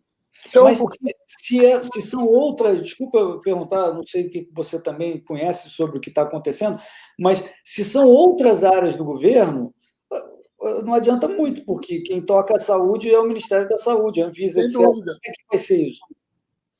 Na verdade, é fundamental, né, doutor Paulo? A gente compartilha o tempo inteiro o trabalho que está sendo feito, e assim, eu agradeço demais que essas informações eles vieram aqui, coletaram essas nossas informações, esse grupo de cientistas, o doutor Luciano, a doutora Anísio, o doutor Zanotto, porque nunca foi intenção nenhuma nossa querer aparecer ou então fazer isso qualquer megalomania de uma operadora. Pelo contrário, tá? Eu estou vendo algumas perguntas aqui, justamente relacionadas ao tratamento. Volto a dizer, o tratamento, pelo que a gente tem evoluído, ele se mostra mais eficiente em ambiente ambulatorial. Quando esse tratamento ele tem que ser feito em ambiente hospitalar, infelizmente os pacientes já ficam mais graves. E aí, a questão de intubação, utilização de UTI, ela se torna claríssima, se torna extremamente clara e prejudicial para o paciente. Então, prestem muita atenção. A nível hospitalar, o estudo comprovou que a medicação ela tem menos eficiência do que a nível ambulatorial. O início do tratamento em sintomas mais brandos é fundamental. As mortes ocorrem quando os pacientes já precisam estar entubados. Uhum. Entendeu? E muitos pacientes, infelizmente, ainda irão morrer, pois a gente tem muita gente agravada, cardiopata, hipertensa, pneumopata, tabagista, entendeu? E isso é gravíssimo. Outra coisa, cada tratamento é indicado individualmente. Ninguém está fornecendo tratamento a bel prazer. Existem equipes médicas, a medicação já é utilizada há mais de 70 anos, qualquer médico pode prescrever a medicação diante de um quadro clínico adequado e indicado do seu paciente. E, eu até vi uma pergunta aqui agora, o paciente com glaucoma, o paciente com retinopatia, ele pode receber? Se for uma indicação médica e o paciente entender os riscos, ele entender que o risco de morte dele é maior que o risco de uma piora da parte oftalmológica, aí vai do paciente e da equipe médica. Existe, cada caso, uma orientação específica. Então, senhores, se coloquem todos os dias nas posições de quem precisa receber a medicação e na posição de quem precisa indicar a medicação. Dessa maneira, fica muito mais claro e a parte ética de cada profissional, ela se torna extremamente mais adequada. A gente está falando de vidas, a gente está falando de profissionais extremamente capacitados e competentes e que o dia a dia só diz isso. Quem nunca entrou num hospital com um paciente morrendo de Covid, por favor, se abstenha dos comentários, porque a gente está falando de situações extremamente graves.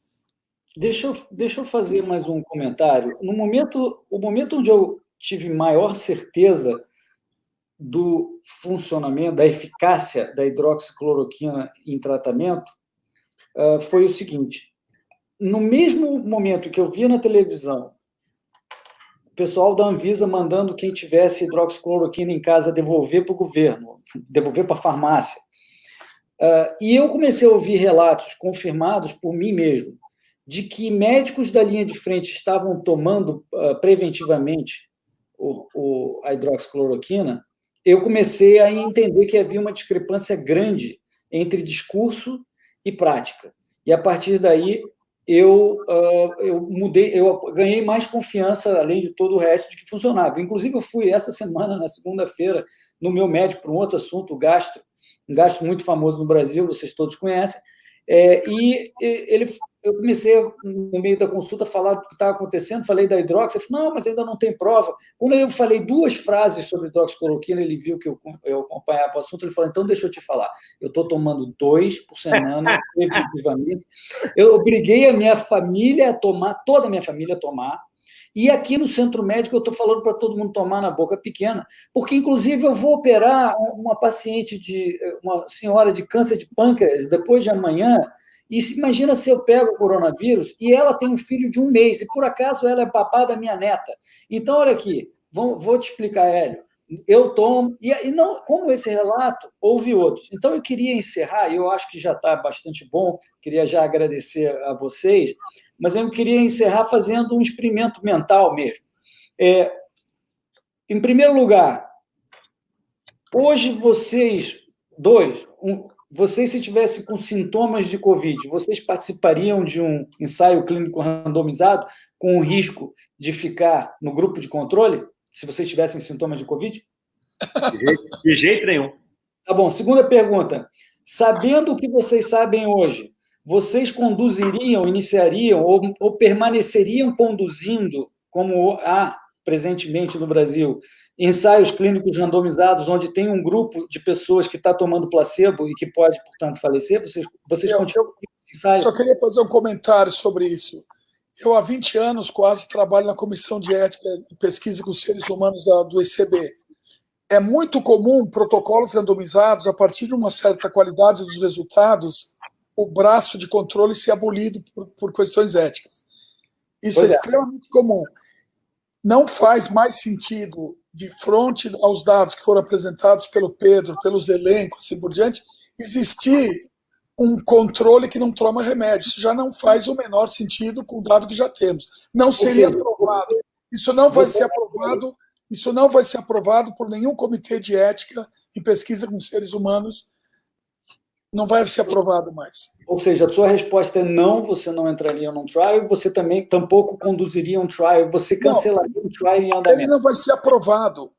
Tá. Não, mas já tem alguns em andamento, né? Não, e se tiver em andamento, ele não vai ser, ele vai ter que fazer uma notificação, o pesquisador vai ter que fazer uma notificação para a CONEP ou para o CEP local e dizer que aboliu o controle em função disso, daquilo. Não existe mais nenhuma possibilidade de pesquisa ser feita com controles randomizados ou não, que não recebam mais a droga de fácil do que a gente já sabe. Isso já é passado. Eu acho que sim, mas, perdão, Paulo, quando eu falo com a comunidade médica, pelo menos a parte científica, porque eu quero dizer o seguinte, os médicos da linha de frente são heróis, parabéns, o trabalho que a Prevent Senior está fazendo também está ocorrendo em outros hospitais, com menos recursos, menos conhecimento, menos inteligência artificial, menos tecnologia que a Prevent, são heróicos de estar fazendo. Mas aqui o pessoal, os grandes, né, a cadre aí da comunidade científica, está falando diferente. Dizendo, então eu vou explicar o quê? Eu vou explicar para eles uma coisa. Eu presidi comissão de ética por mais de 5, 6 anos, ou até mais. O que vai acontecer é que, se o indivíduo forçar a barra e conduzir um braço experimental nessa cruz sem droga, vai acontecer uma notificação de intercorrência de consequências negativas, né, adversas. Uma intercorrência adversa dessas, o paciente ou a família vai processar esse pesquisador. Então, se alguém quiser conduzir pesquisa desse tipo, sabe que ele está cometendo ilícito. Está contrário à norma 466 que rege a pesquisa com seres humanos no Brasil. Então, se o indivíduo insistir nisso, ele vai ser vítima de processo e vai perder a primariedade. Ok, eu queria só ouvir. Eu estou fazendo, obviamente, só eu não estou falando aqui. Claro. Isso é legal, eu estou fazendo um experimento mental para ver se... Porque parte desse processo é para cair a ficha das pessoas. Não, os advogados estão ouvindo a gente agora e vão ficar de olho nesses caras. Tá bom, mas eu não quero ir para esse lado. Eu queria só ouvir do Pedro, se nesse experimento mental, não estamos falando nada desse troço aí, legal, se nesse experimento mental o Pedro entraria ou não num trial, se tivesse os sintomas, se ele iniciaria um trial, e se ele cancelaria um trial que ele tivesse organizando. Eu não entraria num trial, eu não chefiaria um trial e também não aprovaria um trial desse. Tá? A gente teve aí acesso a um trial desse, por isso que a gente preferiu escrever literalmente o nosso próprio com o tratamento como base da casuística aí para todos os pacientes. Até quando sai o seu paper? Nosso paper já está sendo escrito, baseado nesses resultados aí que a gente teve, de uma casuística que a gente colocou de 400 pacientes na descrição inicial do trabalho que foi. Nós já temos esses 400 casos aí tratados, tá, com todos os diagnósticos, com toda a tomografia, com todos os exames, que é fundamental, dividido por idades, tá, com o melhor resultado na fase inicial da doença. Volto a dizer, estou vendo que tem um dos telespectadores aí que está vendo, que ele está desesperado para responder, olha, teve uma casuística grande de óbitos e, infelizmente, esses pacientes tomaram a hidroxicloroquina, porém, iniciaram numa fase avançada. Mas o que você quer dizer isso? Eu estou falando do paciente que tem uma pneumonia comum, por exemplo, e você deixou esse cara 10 dias sem tratar e você só entrou com antibiótico para ele na hora que ele já estava ali extremamente grave. É a mesma coisa, gente. Tentem entender que é a mesma coisa.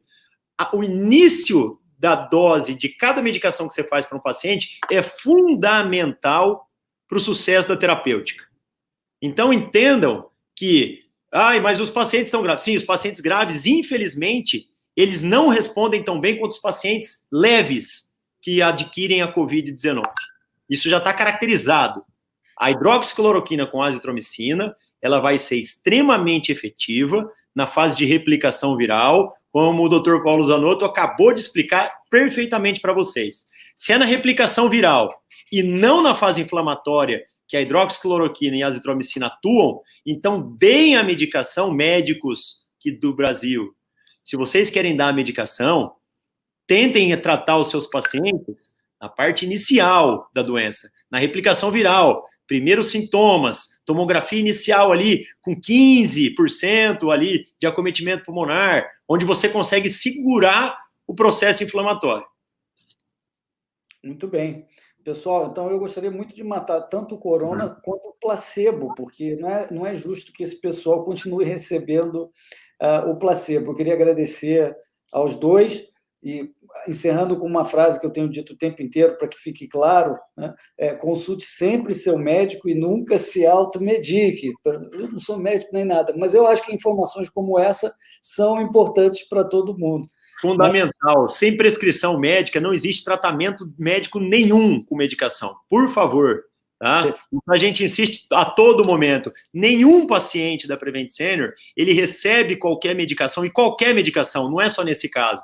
Por mais que a droga seja conhecida há 70 anos, e a gente saiba todos os efeitos colaterais dela, e quem deve tomar, todos os pacientes só recebem medicação após prescrição médica. Desculpa, eu só esqueci a data que você falou que você acha que deve sair o seu paper. Aproximadamente aí em 5 a 6 dias, o paper já tá publicado. A gente está correndo aí justamente para ter uma publicação em revista internacional para poder ajudar muito mais gente. Tá? O dado ele é extremamente eficiente. A casuística ela foi extremamente aí, importante para tudo isso. E vamos tentar aí até o dia 10 de abril aí tá com o paper publicado, mas a informação, como o próprio Dr. Zanotto comentou, a informação ela pode ser de casuística, ela pode ser comentada antes, até porque a gente está tratando de uma situação extremamente grave para toda a população. Então, por favor, comente para a gente, eu estou aqui aguardando, você tem já meu WhatsApp, por favor. Legal, com certeza. Tá? Obrigado, Pedro. Paulo, uma palavrinha final? Eu queria agradecer o Pedro. E eu só queria dar um conselho para ele. Se vocês forem mandar para um bom jornal, vocês sabem disso, os jornais estão mandando para o Media Archive, né, para esses. Na verdade, ele entra quase que automaticamente, ele é divulgado junto com a submissão ao bom jornal. E eu estou desconfiado que esse vai ser um dos trabalhos mais importantes já publicados até hoje, por causa do tamanho da casuística. Parabéns, Pedro. Todo sucesso para vocês. Para nós. Eu quero dizer que o que vocês estão fazendo, o trabalho de vocês dois e os resultados é realmente game changer. E na hora da publicação do paper, isso vai ser reconhecido tardiamente, muito tardiamente, pelo resto do Brasil e do mundo. Parabéns pelo que vocês estão fazendo, salvando vidas, ajudando os brasileiros. Eu só queria fazer um comentário. E eu não vou participar dessa publicação exatamente porque eticamente não faz sentido. Isso é um trabalho deles. O meu trabalho tem sido o de articular essa maravilha desse dado com o governo de outros países, com pesquisadores, etc. E tal. Eu quero que eles publiquem, eu quero ver todos esses rapazes brilhantes brilharem mais ainda com uma grande publicação que vai mudar a história dessa doença. E é um prazer poder estar ajudando isso na sombra. Um abraço. E nós agradecemos, viu, Dr. Paulo? Abraço a todos, pessoal. Obrigado por tomar com a gente. Grande abraço para todos. Tchau, tchau.